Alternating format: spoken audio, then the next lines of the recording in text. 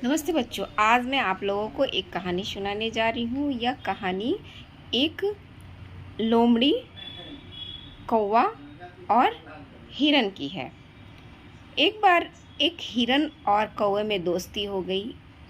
उसकी दोस्ती काफ़ी दिनों तक रही, लेकिन उन दोनों के दोस्ती के बीच में एक बार लोमड़ी आ गई। लोमड़ी तो स्वभाव से ही चालाक होती है।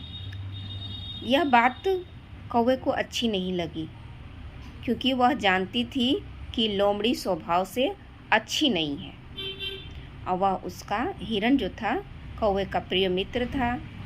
तो लोमड़ी से जब दोस्ती हो जाती है तो कौवा मना करता है कि तुम उसके साथ मत रहो।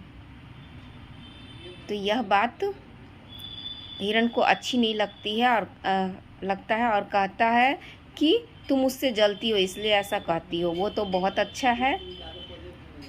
उसकी बात नहीं सुनता। कौवा बेचारा परेशान था, क्योंकि वह मित्र था, उसका बुरा नहीं देख सकता था। तब एक दिन लोमड़ी ने कहा कि चलो भाई, बगल के खेत में हम लोग चलते हैं, वहाँ कुछ खाने पीने का बहुत सारे सामान, फल सब्जियां हैं, उसी को खाया जाएगा। तो ले करके जाता है। एक दिन खा लिया तो कहता है कि नहीं, अब किसान आ जाएगा तो हम लोग को मारेगा। फिर भी वह ज़बरदस्ती दूसरे दिन भी लेकर जाता है हिरन को, और हिरन खा पी कर लौट आता है। तीसरे दिन किसान परेशान हो जाता है और वहाँ जाल लगा देता है। जब जाल लगाता है तो तीसरे दिन जाल में हिरन फंस जाता है और लोमड़ी जो था वह भाग जाता है। हिरन फंसने पर चिल्लाने लगता है, बचाओ बचाओ। तभी कौवा आता है और कहता है कि तुम चुपचाप मित्र, तुम चुपचाप यहाँ पे लेट जाओ।